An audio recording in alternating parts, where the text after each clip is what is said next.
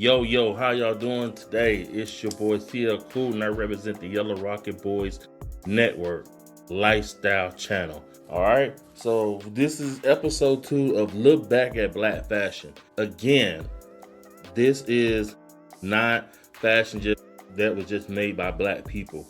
This is fashion that black people we made popular, that we wore as like our own little thing. Just brands and fashion and stuff that we made popular. All right, some will be made by black people, some are just clothing or trends that we made. Okay, so episode 1 I talked about FUBU and how prevalent FUBU was in the 90s, and me being a 90s kid, that's showing you just how big and just how impactful FUBU was. And when FUBU came out, a lot of companies tried to do the same thing as FUBU. Everybody looked at the sales of FUBU, the popular black sportswear, that urban sportswear that a lot of black people were wearing, whether it was in TV shows, hip hop videos, whatever. So, a lot of people and a lot of companies try to get in on that.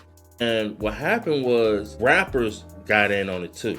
So if you look at hip hop in the late 90s, hip hop was at an interesting place, because you just had this East Coast, West Coast battle, and two of our biggest artists in that war were within 6 months of each other.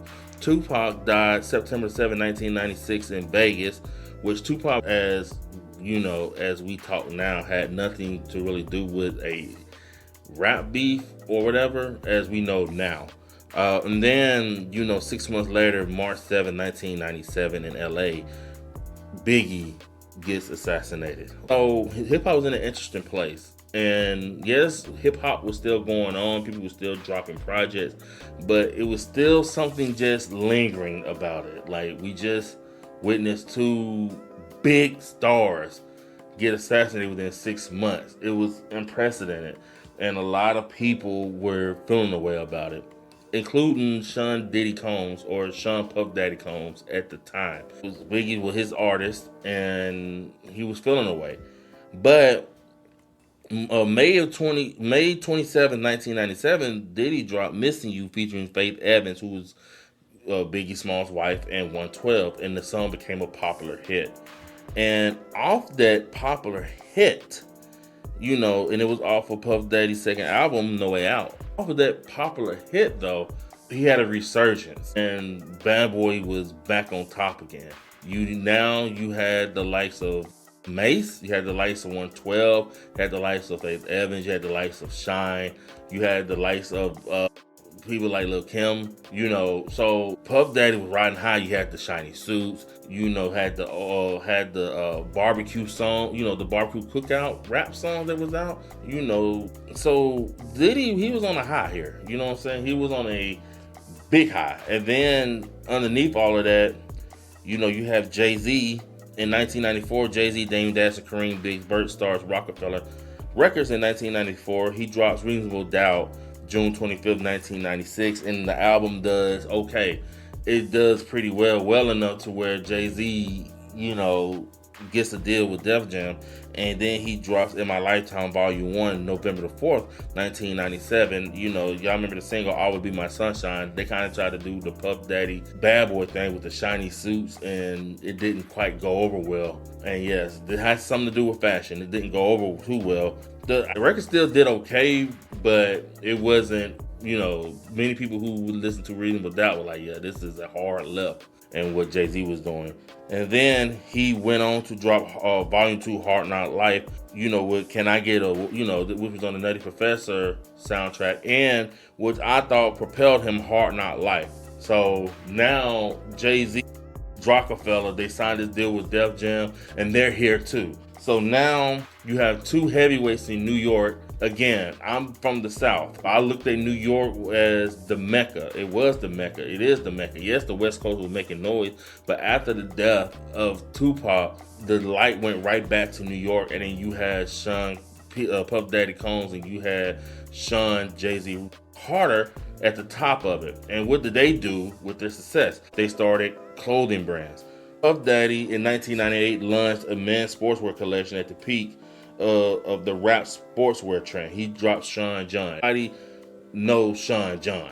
If you between the age of, you know, between the age of maybe 25 and up, you know what Sean John was. Everybody was wearing Sean John. Then in 1999, Jay-Z and Dame Dash launched ROCAWEAR. So now you have, P. Diddy or Sean Combs with Sean John, and then you have Jay-Z with ROCAWEAR. And those two brands would be synonymous for like the next 9 to 12 years in the hip hop and just urban community. So again, I'm from Alabama. ROCAWEAR, Sean John, it was two different things to me. Sean John was more of a classier streetwear that I always saw.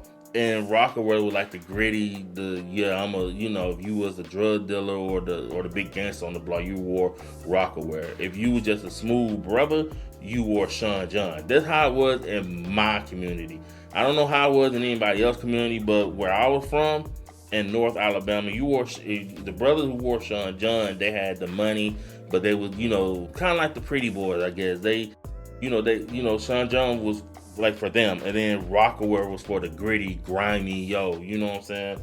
We here. So Puff Daddy meant for Sean John to be like not just streetwear, but he wanted to be more than that. That's why in 2000, Sean John debuted at the New York Fashion Week, and it became known for tracksuits. Sean John, he had dope tracksuits. Don't get me wrong, the tracksuits were dope. Tracksuits, baggy jeans, and he had a lot of celebrity endorsements. P. Diddy did. But Sean John was, and then he dabbled into suits and other stuff later.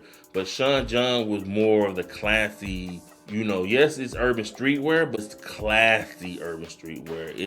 You can wear this. You don't have to just wear this on the street. You can wear this at functions, at parties, or at just classier events. And ROCAWEAR, it had streetwear. It used casual glamour. It sold socks, sandals, leather, suede, outerwear, handbags, boats, loungewear, big and tall, hats, jewelry, and sunglasses. So like I said, in like where I grew up, ROCAWEAR was grimy. You got that ROCAWEAR on, you was on the street, you know what I'm saying? And then you had the Sean John on, you were cool.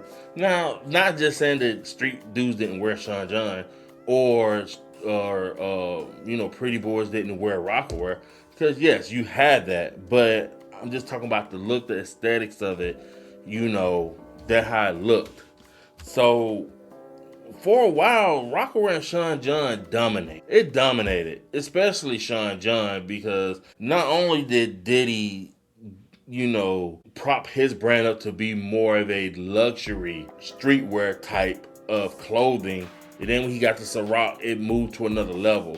But his stuff were a more classier, while ROCAWEAR, you can find this in your hood stores or whatever, and Sean John too, but more so ROCAWEAR you can find at the hood, you can find at the bodega, you can just find, some people from New York used to tell me, or you can find this just at the spot down, what I'm saying? And then you have Sean John. But I was way more of a Sean John guy. I was not a pretty boy at the slightest, but I was way more of a Sean John guy.